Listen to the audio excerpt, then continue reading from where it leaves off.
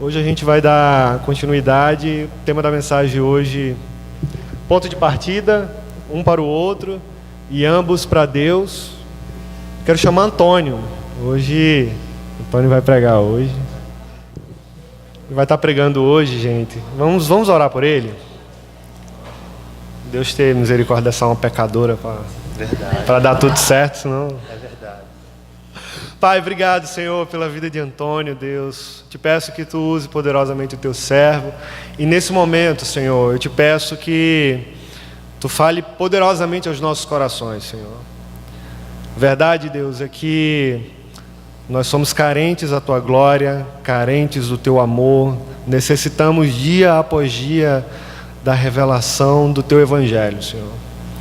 Nesse período que estamos vivendo agora, como igreja, estamos trabalhando, Senhor, a série de relacionamentos que é tão importante, Jesus. Aos domingos, falando sobre o casamento, e aos sábados, Senhor, falando sobre a importância do relacionamento e como Tu guia esse processo em meio aos solteiros, ó Pai.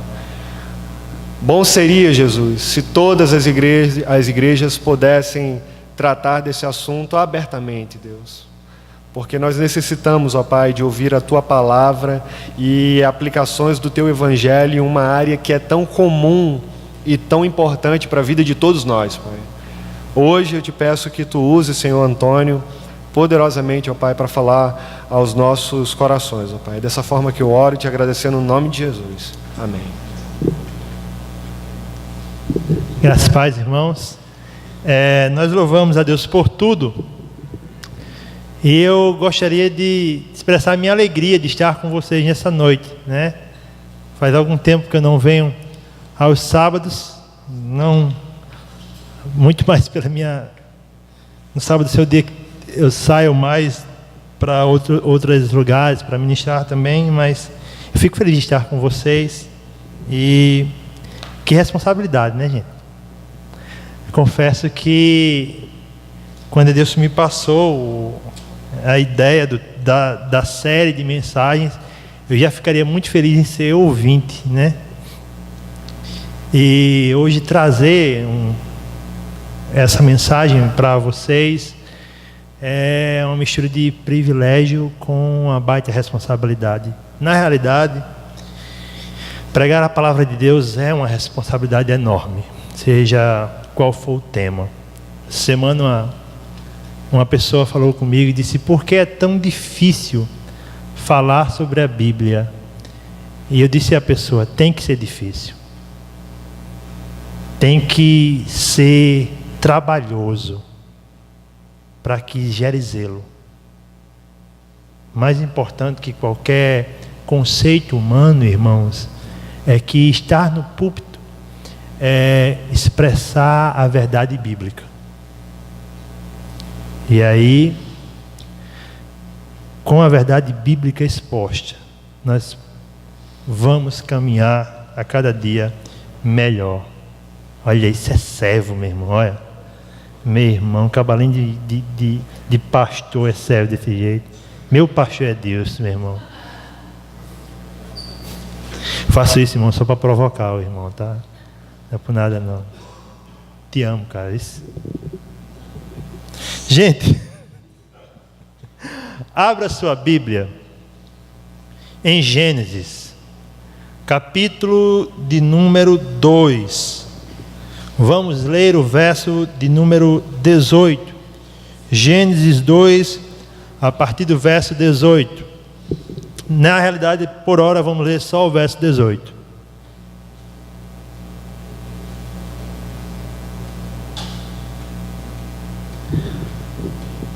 Nós vivemos em um mundo hoje em que ter propósito, ter ideal é algo vago.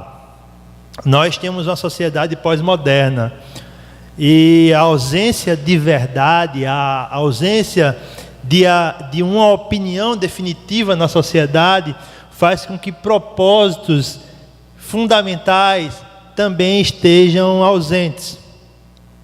Nós, por exemplo, enxergamos como no nosso contexto, no contexto brasileiro é fácil mentir. Na realidade, mentir por vezes é certo. Isso é que é interessante. Mentir por vezes é o certo. Se você não mente, se você não se aproveita de ninguém, você é escanteado da sociedade. Você é tido como uma pessoa inocente. A sociedade ela muda os valores das coisas. Isso tendo em vista, como eu já falei, a ausência de uma verdade fundamental. E infelizmente isso invade a igreja, isso danifica relacionamentos. Em uma pesquisa do Instituto Cristão de Pesquisa entre jovens solteiros, foi constatado que 54% dos jovens entre 16 e 24 anos, crentes, já tiveram relação sexual, já se dizendo crentes. 64% dos jovens da igreja, dessa pesquisa, mesmo depois de se dizerem convertidos, continuaram em práticas sexuais. Isso mais de a metade dos jovens que participaram da pesquisa. Porque virou uma prática até de certo modo comum. Você hoje enxerga crianças, irmãos, e aí o termo não é outro, de 11, 12 anos, confessando paixões. Estou apaixonado. Meu irmão, e é um texto que eles geralmente colocam no Facebook, um texto de Carlos Drummond de Andrade, que nem ele entende, entendeu? Mas ele coloca lá para dizer que está apaixonado. E fazem declarações e juram amores eternos, e daqui a pouco tudo acabou. Nós vivemos, irmãos, como disse Ricardo Agreste, terça-feira, quando tive o prazer de escutá-lo, na sociedade dos relacionamentos descartáveis. Você já pensou como é fácil ter amizades e descartar amizades hoje? Como também, por exemplo, ter amigos virou o símbolo de ostentação. Todo mundo aqui tem Facebook, ou a maioria, 99,9%. Você já notou pessoas que se gabam de terem várias pessoas como amigos, sem nunca ter visto o cidadão?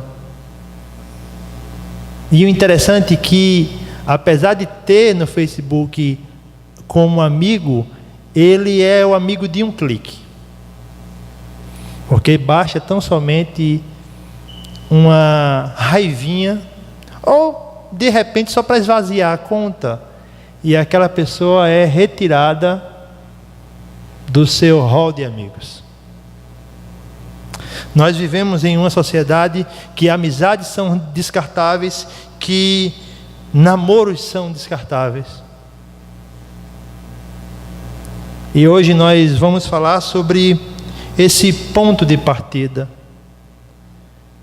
Nós vivemos na sociedade onde valores são invertidos, onde tudo passa com rapidez, onde o eu te amo de hoje pode ser o eu não te conheço de amanhã. Mas no princípio, como disse Jesus, não era assim. Vamos ler o texto. Gênesis capítulo 2, versículo 18, diz o seguinte: Então o Senhor Deus declarou: Não é bom que o homem esteja só, farei para ele alguém que auxilie e lhe corresponda. Oremos. Senhor, nós reconhecemos a nossa falha, a nossa fraqueza. Na realidade, Senhor, nós te louvamos porque tu não falhas, porque tu és soberano, tu és santo, tu és justo, és eterno e és leal. Obrigado, Deus, pelo Teu Evangelho.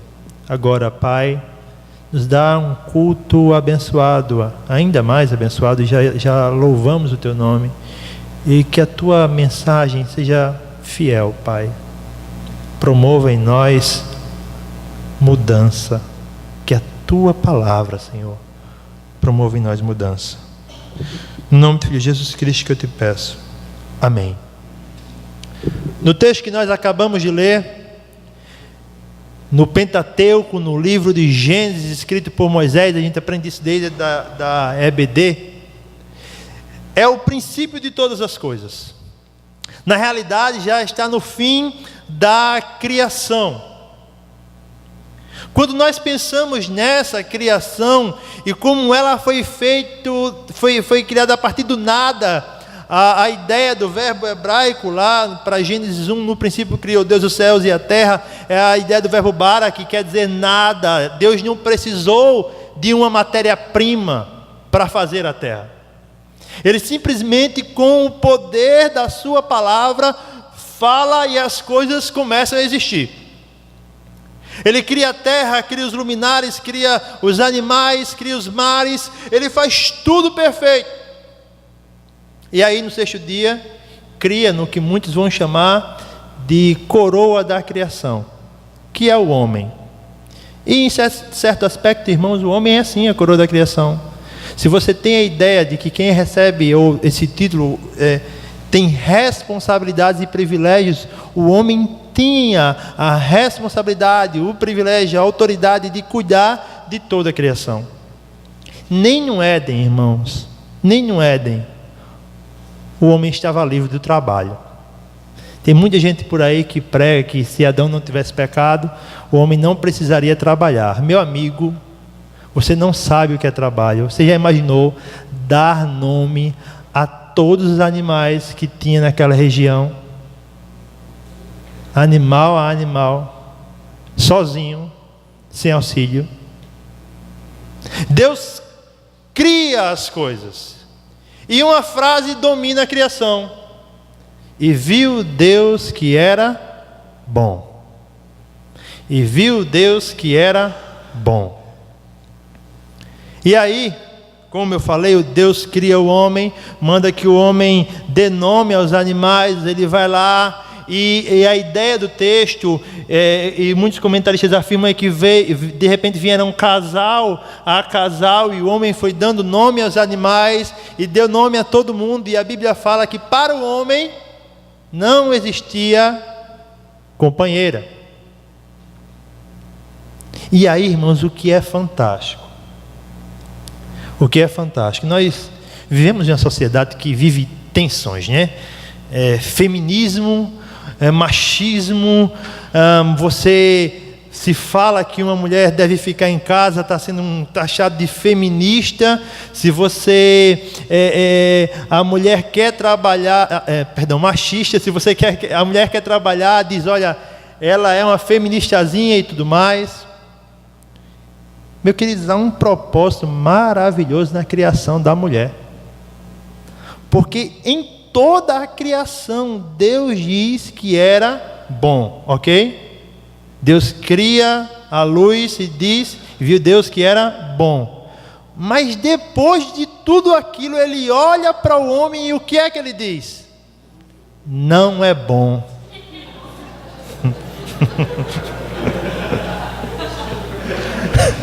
Não é bom. Não é bom que o homem esteja só. Não é bom.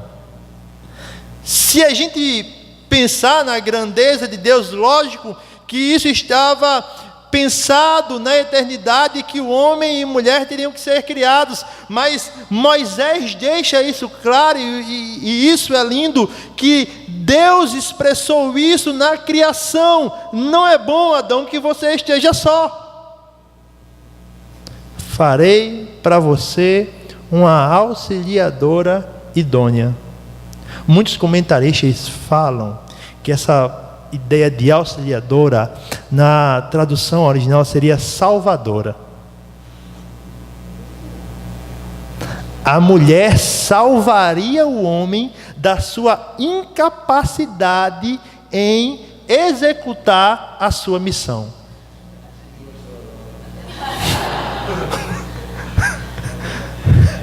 Quer dizer, irmãos, ela é criada não para ser subjugada, maltratada. Como diz Matthew Henry em seu comentário, não sei se você falou esse texto semana passada, a mulher não é criada da cabeça do homem para que não mande nele. Não é criada dos pés do homem para que o homem não a pise. Mas ela é criada da costela para que o homem a proteja com seus braços e a ame com seu coração. Esse é o propósito da criação. Homem e mulher, eles deveriam caminhar juntos na missão de cuidar do Éden. Deus não cria o namoro, Deus cria o casamento. Na realidade, Ele celebra o primeiro casamento. Mas aí, o homem peca. E todo aquele propósito é manchado. E os relacionamentos são manchados. Certo teólogo disse, eu concordo com ele, que se não houvesse pecado, todo homem teria uma mulher. Eles não são criados para viverem sós. O celibato, o dom do celibato, vem pós-queda. Isso, irmãos, é planejamento divino. É um Deus que cuida de cada coisa. Tinha uma música que eu cantava quando eu era pequeno, não faz muito tempo, que dizia: Deus fez tudo direitinho, cada coisa no seu cantinho, e nada nos deixou faltar, pode crer, tudo está no seu lugar. Não esqueça a música nunca. Mas, pois bem, Deus cuida de cada coisa, cria, tem cuidado em fazer um relacionamento sadio entre homem e mulher, que é danificado pelo pecado. E esse pecado vai danificar os relacionamentos daí adiante. Surge a poligamia, surge o adultério. O descompromisso, a mulher é maltratada por muitos anos. Eu não estou aqui, irmãos, fazendo a pregação a favor das mulheres, entendam. Eu estou só tentando expor a ideia da criação. E hoje, por conta desses pecados, por conta do pecado de Adão, nós vivemos uma crise em relacionamentos. Quando se fala em palestras de namoro, se dá audiência. Nós temos movimentos específicos para se tratar da questão, e aqui eu não vou julgar os movimentos, mas muitos deles até forçam a barra para defender a castidade, forçam textos, o que não é legal. Mas há uma preocupação na igreja para que tudo corra bem nos relacionamentos e que o pecado possa ser afugentado do meio da igreja, desses relacionamentos. A grande questão está no propósito. Por muito tempo, eu escutei que o propósito do namoro era o casamento. Você tem que namorar se você quiser casar. Esse é um dos propósitos de namoro. Mas o principal propósito do namoro é glorificar a Deus. Não adianta pensar em casamento se o seu namoro não atinge o principal propósito. É como construir uma casa do telhado. Se o seu namoro não glorifica a Deus agora, o seu casamento pode ser uma desgraça. Por isso tem que haver essa mudança de ideal. O primeiro ideal de um casal tem que ser glorificar a Deus. E é sobre isso, queridos, que eu quero falar nessa noite. Rapidamente eu quero falar sobre alguns aspectos e como o namoro cristão deve glorificar a Deus. Em primeiro lugar, queridos, o namoro cristão deve seguir o padrão da criação.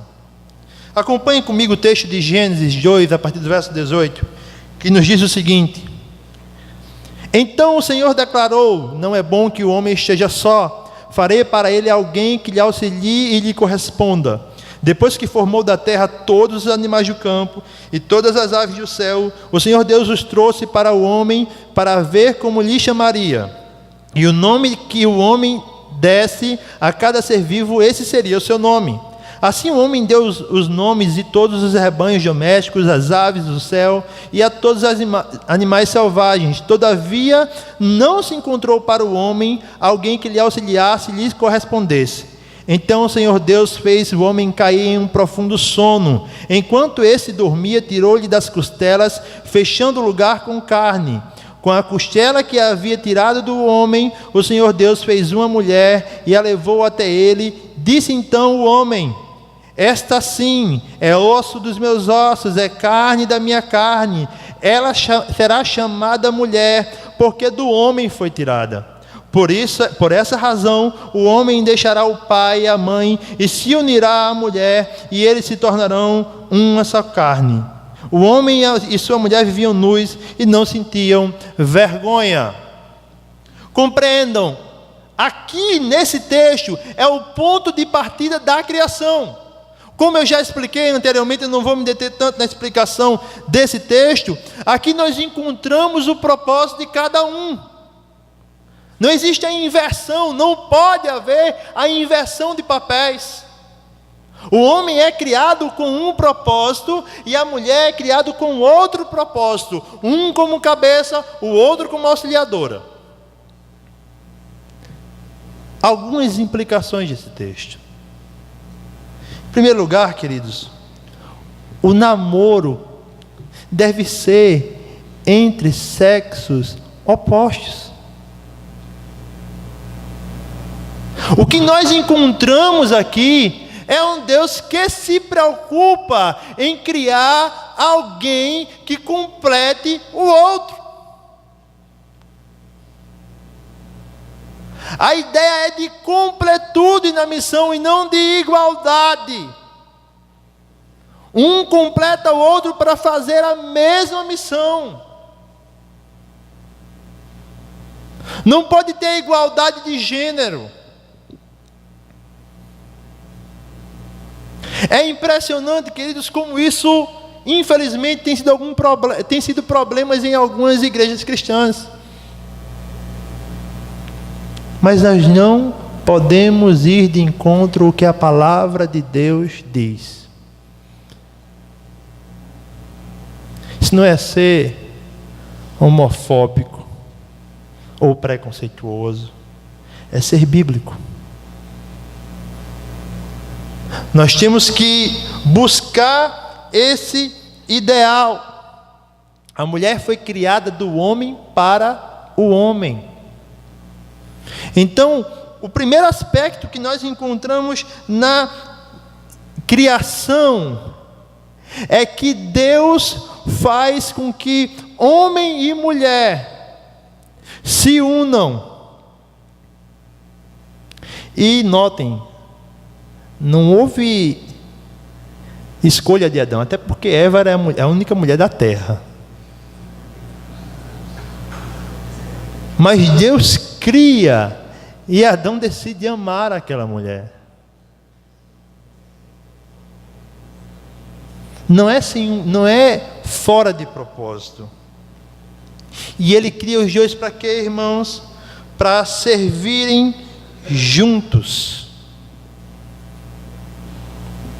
Eu sei que o texto não fala em julgo desigual claramente, mas vamos entender um princípio. Quando os dois são criados de forma perfeita. Logo, o pecado nem passava por perto. E eles são criados para juntos servirem a Deus. O namoro cristão tem que ser entre crente e crente, porque os dois têm que servir a Deus no seu namoro. Não é que julgo desigual seja algo feio, seja algo não é tão ético. O julgo desigual não cabe bem, não, querido. Julgo desigual é pecado. Você namorar com uma pessoa descrente é pecado. Quando Paulo fala não os ponhais em julgo desigual, é uma ordem. E quando você vai de contra a uma ordem, você está transgredindo essa ordem, em outras palavras, pecando. Ah, é uma boa pessoa. E só tem gente ruim na igreja? Pelo amor do Pai Eterno. Eu estava assistindo uma palestra e eu achei interessante o argumento. Não, mas ele me deixa ir ao culto. Aí o cara mostrou, está na Constituição, querido, direito de ir e vir, está na Constituição. Ninguém pode ter esse direito de você não, você pode ir e vir para o culto sim. A questão é o depois, querido. A questão é o depois desse relacionamento. Mas fulaninha e Deltraninha deram certo, eu lhe apresento 1000 que deram errado. 1000. Você já jogou na loto? Meu pai joga até hoje. Ele acertou? Não. Então pronto, namorar com um descrente, além de ser pecado, é jogar na loto. E tem mais, queridos. Eu sei que o texto parece pesado, mas é o que a Bíblia diz. Quem não é filho de Deus, tem outro pai. No Éden, o propósito da criação dos dois é cumprirem a missão de Deus. Porque nós que somos resgatados, que estamos, como dizem Romanos, no novo Adão, queremos ir de encontro a esse propósito. Nós não podemos caminhar dessa forma. Nós não devemos caminhar dessa forma. Outro propósito interessante do texto é, queridos, o homem deve ser o cabeça do relacionamento. Compreendam que no texto, lá no verso 23, ele diz, esta assim é osso dos meus ossos, é carne da minha carne, ela será chamada mulher, porque do homem foi tirada. Por essa razão o homem deixará pai, mãe, e se unirá à mulher, e eles se tornarão uma só carne. A atitude tem que vir do homem.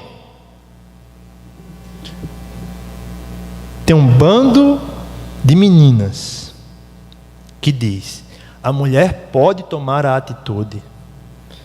Poder você pode. Dever é outra coisa.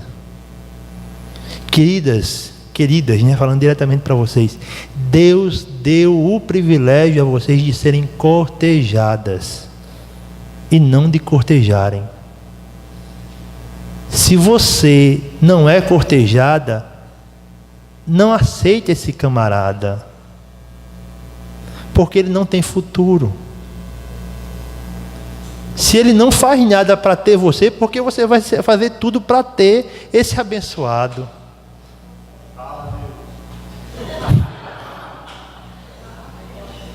Deixa ele para lá. Deixa ele com o PlayStation, com o Xbox dele para lá. Deixa ele amar a internet, amar o programa. Deixa ele para lá. Em miúdos, não namore um banana, namore um homem. Sabe por quê? Porque você não foi feita para aguentar a liderança do relacionamento. Não é que você não seja capaz. Na realidade, a frase é essa: você não é capaz de aguentar a liderança do relacionamento. E sabe qual é o fim disso aí? Término. E se casar, sofrimento. Ao homem cabe a liderança. E você ouviu na última mensagem isso. E alguns aspectos da liderança: pastoreio, provisão, liderança e proteção. E amor. Edilson é um cara romântico. Se você não vê isso no camarada hoje, o que você espera? Paul Washer, ele é fechado às vezes nas coisas, mas ele tem um texto que eu concordo, e eu vou deixar bem claro. Se você vai ao shopping, se o camarada chama você para sair, e você divide a conta no primeiro encontro, minha irmã, e ele tem condição de pagar, minha irmã, pule fora. E se ele não tem, se esforce para ter. Tem que existir a liderança. Tem que existir caminhos para o crescimento. Não é que ele vai ser o homem bíblico hoje, mas ele tem que caminhar para ser amanhã. Ele tem que caminhar. Esse é o padrão da criação. Às vezes, queridos, pode parecer alto demais, mas o problema não é que é alto demais, é que nós rebaixamos muito. Nós que tornamos as coisas simples demais.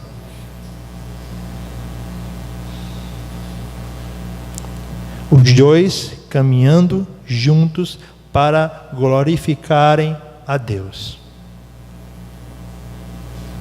Caso contrário, não dá certo. Segundo aspecto, querido, eu quero que você abra a sua Bíblia em Mateus capítulo 5, verso do 13 ao 16.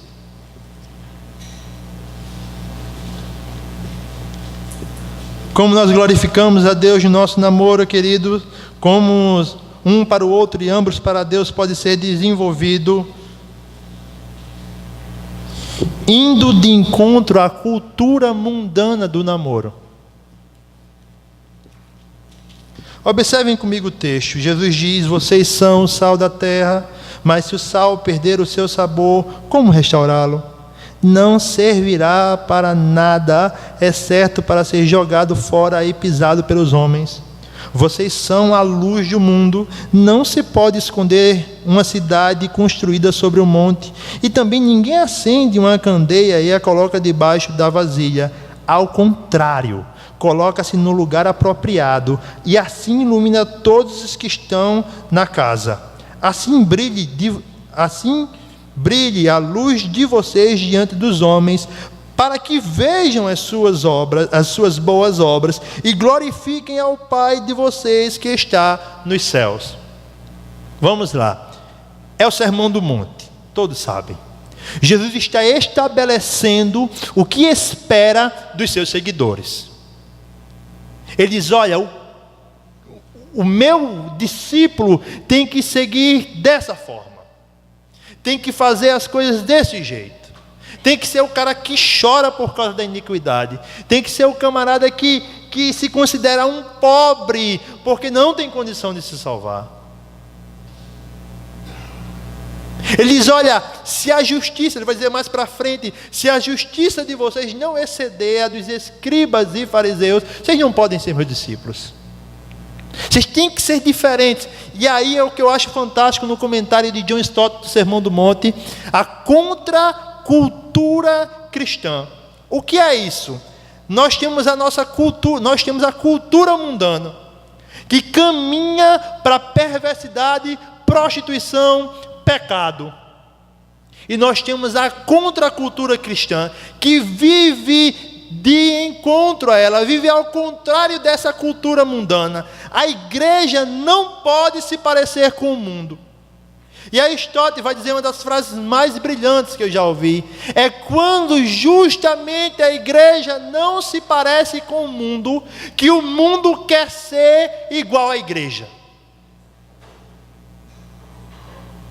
Vamos para o namoro.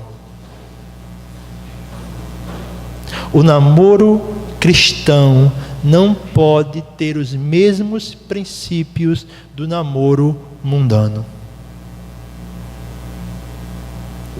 E qual é o princípio do namoro mundano, queridos? Descompromisso. Descompromisso. Você sabe como era o namoro na época dos puritanos? Eu não vou querer que vocês vivam no século XVII, calma. Pelo amor de Deus, estamos mais para frente. Mas você sabe como era? Fulaninho, pronto, eu estaria interessado em Ingrid, glória a Deus, né? E aí, eu perguntaria aos meus amigos o que eles acham. Depois, os meus pais diriam o que acham, para eu poder conversar com ela. Quando eu estivéssemos conversando, nós viríamos num domingo à noite e diríamos na congregação: eu, Antônio, estou disposto a casar com Ingrid para a glória de Deus. E ela repetia por 3 domingos. Se a congregação ficasse em silêncio os 3 domingos, seria o sinal de aprovação do relacionamento. Caso alguém falasse alguma coisa, iria ser investigado para ver a possibilidade ou não do namoro. Como é que é hoje? Ei, boizinha, tá livre hoje, minha irmã? Vou dar uma passeada. Vamos no açaí. Vamos para o cinema. Irmãos, os pais são os últimos a saberem que o camarada já está com 3 meses de namoro. Meu irmão, tem camarada que é tão sem noção para não dizer outra palavra, que leva a menina para os pais conhecerem com 6 meses de namoro. E tem camarada que começa relacionamento crente, irmãos. Começa relacionamento, acaba o relacionamento e os pais não conhecem a menina. Que tipo de exemplo você está dando? Você sabe o que o texto quer dizer aqui? É que as pessoas do mundo têm que olhar para você, e vamos lá, olhar para você e também olhar para o seu namoro e glorificarem a Deus. Não a você, mas a Deus. A Deus. O seu namoro tem que ser luz para os casais não crentes. Existe a famosa história de Jonathan Edwards e de George Whitefield. Whitefield não queria casar. Houve alguns problemas e não queria casar. E um dia ele foi aos Estados Unidos e viu Jonathan e Sarah. Passou alguns dias na casa de Jonathan e Sarah. E ele viu aquele casamento. E quando ele voltou à Inglaterra, por conta daquele casamento, Whitefield desejou casar novamente e casou. Queridos, quando alguém olha para o seu namoro, para o seu procedimento, qual é o desejo que nasce no coração? Vamos a algumas implicações. E aí eu vou me ausentar um pouco do texto, mas vou trazer princípios. O namoro cristão, queridos, deve ser dominado pelo respeito mútuo e durabilidade.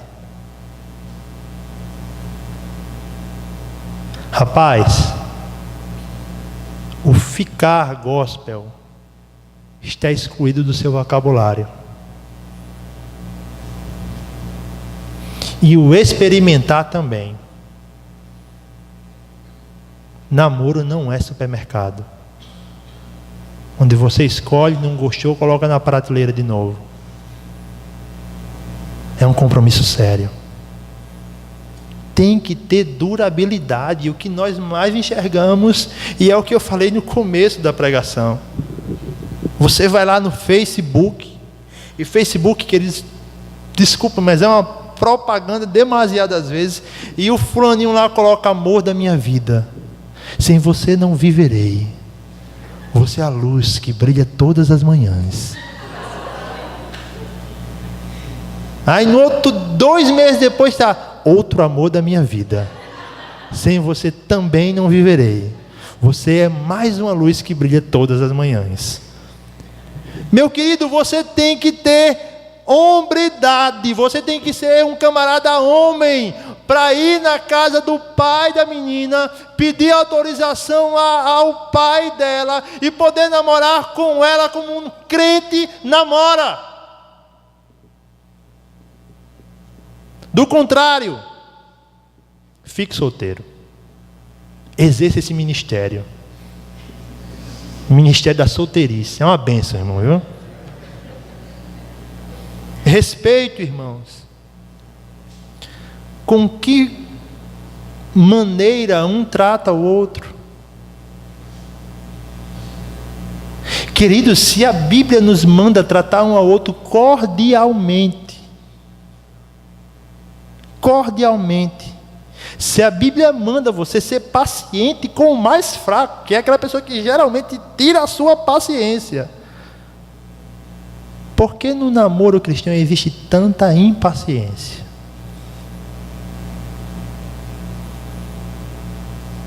Brutalidade. Parece um casal de ogro. 2 ogros que se amam e não 2 crentes.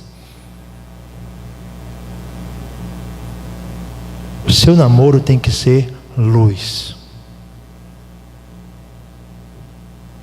Tem que resplandecer nessa cultura pagã. As pessoas têm que olhar para você, para o casal, e ver como um trata o outro como servo e não como empregado.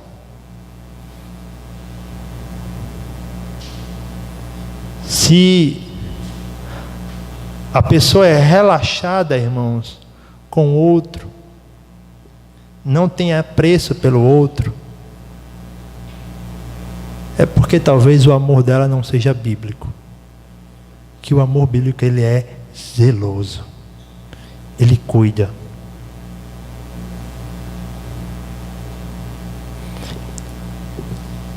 Qual o patamar que você vai estabelecer como padrão para o seu namoro? Até onde você está disposto a ir?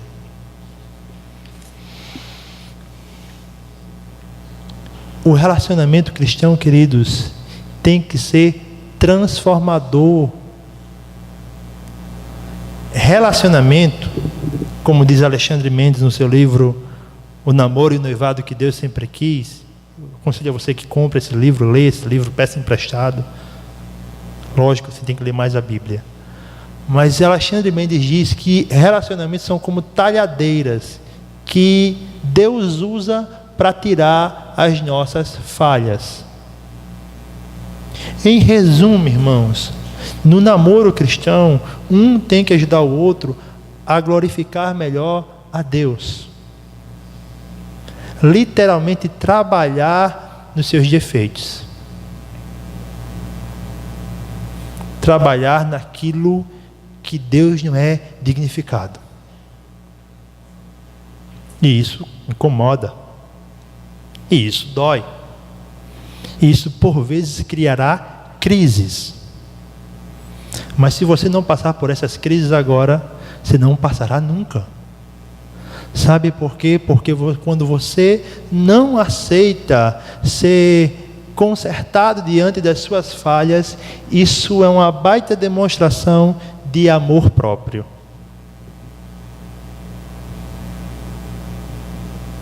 Considere o outro superior a você mesmo. Trabalhe na ideia de os dois juntos caminharem para que você apresente a sua namorada, o seu namorado, quem sabe vocês já casados e chegarem no céu, apresentem diante de Deus como uma pessoa que você procurou torná-la um servo melhor, uma serva melhor. Se nós caminharmos para isso, queridos, nós estamos caminhando para um namoro bíblico.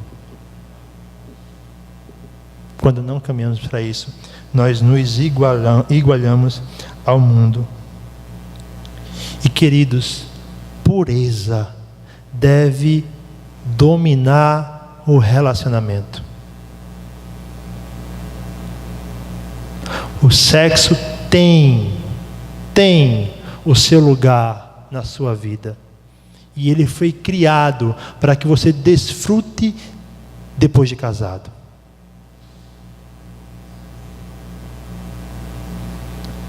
Quando você perverte esse mandamento divino, você está indo de contra a vontade de Deus e danificando para sempre a vida de uma pessoa. Porque a ideia, queridos, é que na relação ambos são um. E essa ideia de ambos serem um na relação é para demonstrar a durabilidade da relação.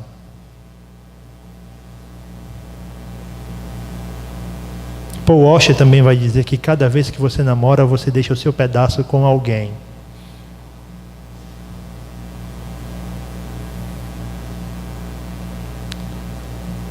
Nem todos os namoros darão certo. Mas procure glorificar a Deus com o que você tem. Honre a Deus com o que você tem. Não gere feridas. Não marque pessoas. Se você for marcar alguém, marque com um bom perfume de Cristo Jesus. E é assim que nós caminhamos nessa contracultura. Não namorando da forma que o mundo namora. Existem textos, existem possibilidades de vocês se edificarem a ambos. Eu particularmente sofro muito com texto de internet, porque toda vez que eu vou mandar um para a Ingrid, ela já leu. E toda vez que ela me manda um, eu nunca li. Mas teve um texto que ela mandou, que me chamou a atenção. E o texto falava sobre como as meninas deixavam, e o propósito de as meninas deixarem fazer duas coisas mínimas em um relacionamento, mas que demonstram importância. Por exemplo, abrir a porta de um carro. Isso parece pouca coisa, mas por menor que isso seja, demonstra cuidado. Outro exemplo, segurar na mão. E aí tem uma frase, que tem aquelas frases que chamam a nossa atenção, né? Nesse texto que diz que segure a mão do seu amado, da sua amada, mesmo quando as coisas estiverem horríveis entre vocês. Para que segurando a mão um do outro, possam dizer, eu ainda estou aqui. Será que você pode dizer isso para a pessoa que está com você hoje? Ou você é um namorado festeiro? Quando tudo está bom, maravilha. Quando tudo está ruim, vamos embora. Se você não desenvolver a cultura da dor e do sorriso agora, você não vai, ou vai sofrer bastante para desenvolver no casamento. É quando tudo vai bem e quando tudo vai mal que você tem que estar presente. E isso glorifica a Deus. E isso faz com que as outras pessoas olhem para você e glorifiquem a Deus. Você ainda não é marido e você ainda não é esposa. Mas trabalhem aquele texto de Efésios entre a preciosidade da igreja, em Cristo ser capaz de morrer por ela, e o respeito da igreja por Cristo, que deu a sua vida por ela. Amém? Como glorificar a Deus no namoro? Obedecendo os princípios estabelecidos na criação.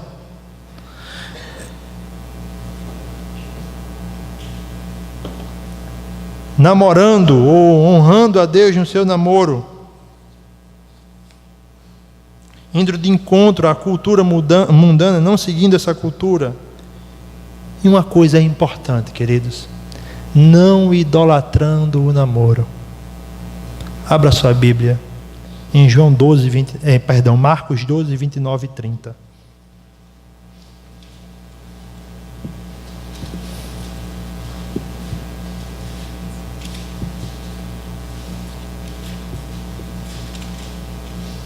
Marcos 12, 29 e 30.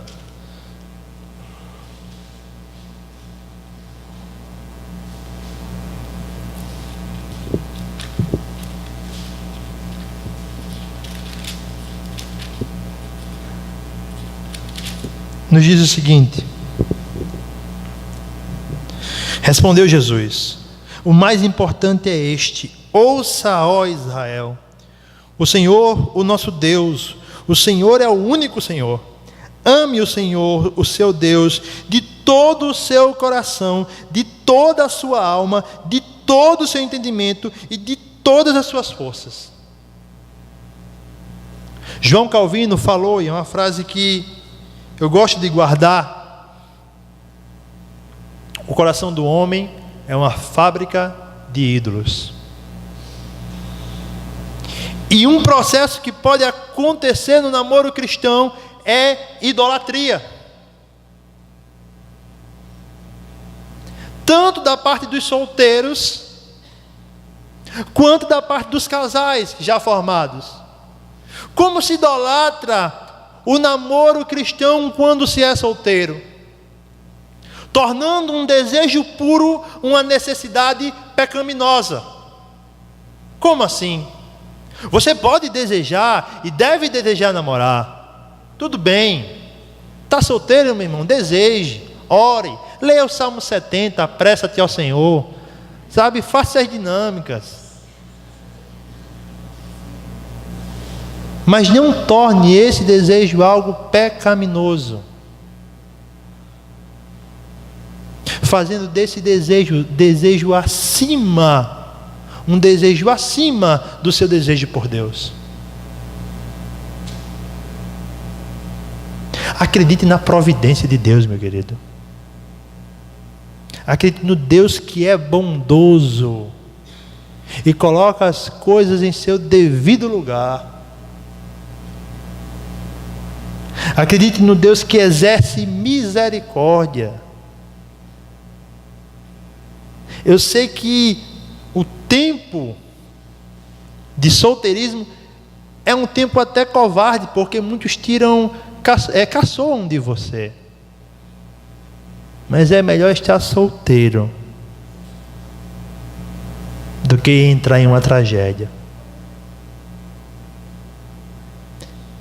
Vai ter uma palavra mais para frente, mas o que eu quero dizer a você, meu querido, é que nós hoje temos o privilégio de servir a Deus de uma forma melhor, mais dedicada só a Ele.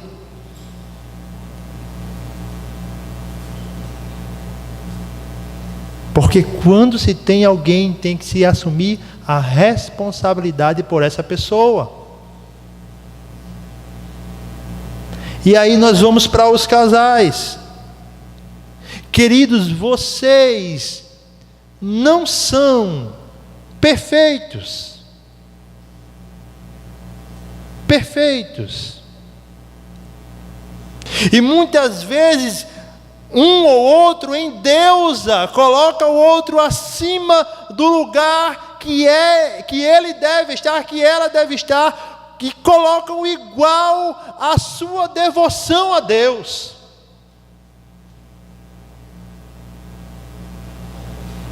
Queridos, nós temos o perigo de tornarmos bênçãos concedidos por Deus nossos ídolos. Como combater isso? Estabeleça na sua vida como prioridade o conhecimento de Deus.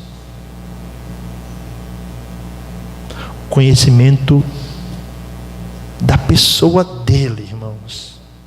E aí é onde eu vejo que esse tema melhor se encaixa, um para o outro, ambos para Deus. Deus é o centro do relacionamento. Deus é a glória do relacionamento. Deus é o principal alvo dele.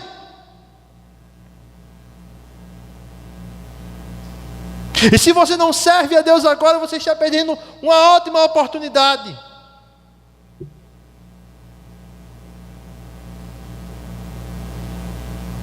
Tem gente, queridos, que quando leva você é um ótimo amigo, né? Que tem aquela história, a pessoa chega, fulaninha, estou gostando de você. Você é um ótimo amigo. Você é uma ótima pessoa. Você é tão legal. Tem gente que quando leva um fora, parece que tudo acabou, que o mundo agora vai explodir, que o Armagedon vai chegar. Volta a Jesus. Mas não é assim, queridos. Não é assim. Levanta a cabeça, dá a volta por cima. Respira fundo e vai. Queridos, você serve a um Deus que é maior do que qualquer relacionamento humano. E eu quero dizer a você, o relacionamento com Deus é um privilégio. Sabe por que você não encontra Deus de mau humor? Você não encontra Deus de cara fechada. Você não encontra um Deus que de repente pode se aborrecer com você, mas você encontra e desfruta de um Deus que constantemente expressa amor e cuidado na sua vida.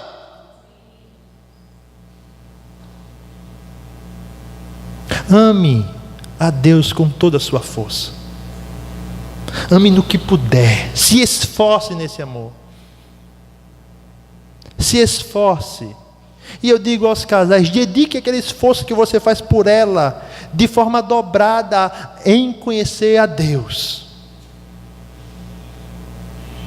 Porque acredite, queridos, quanto mais você amar a Deus, mais você a amará da forma correta. O amor de Deus não coloca o outro, o amor a Deus não coloca o outro de lado, faz você amar o outro melhor. Sabe por que muitos relacionamentos fracassam? Porque Deus não está no centro dele. Talvez até muitos conselheiros de namoro estejam, mas Deus não. Faça o seu namoro um namoro cristocêntrico. Estabeleça como parâmetro a glória de Deus. Não faça do seu namoro o centro da sua satisfação.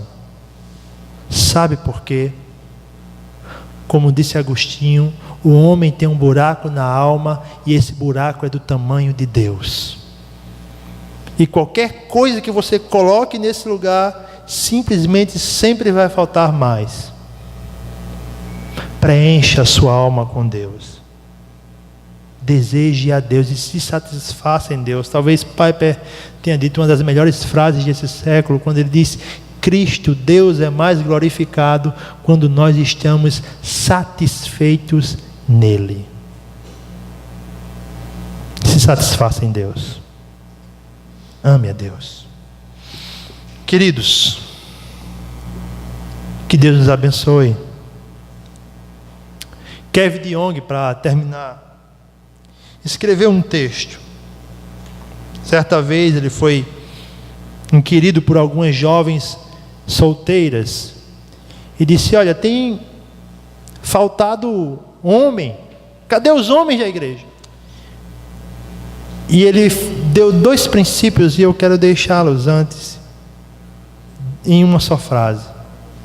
Minha querida irmã, o príncipe encantado não existe. É verdade. Não vai vir uma pessoa num cavalo branco, com a espada, aquela roupa branca, aquela capa vermelha, lhe buscar. O que você vai encontrar é um crente que é um santo pecador, que muitas vezes vai falhar com você, muitas vezes vai tirar a sua paciência. E olhe que é uma habilidade tremenda, viu, irmão? Tirar a sua paciência. Meu querido irmão, não estabeleça os seus olhos como definição do que você quer. Deseje aquilo que Deus deseja para você. Uma pessoa santa, uma mulher virtuosa. E a Bíblia diz que aquele que encontra uma mulher virtuosa é um agraciado por Deus. Que Deus nos abençoe. Que cresçamos e glorifiquemos a Deus de uma forma melhor. E acredite, o Deus da providência coloca cada coisa em seu devido lugar. Amém? Deus nos abençoe.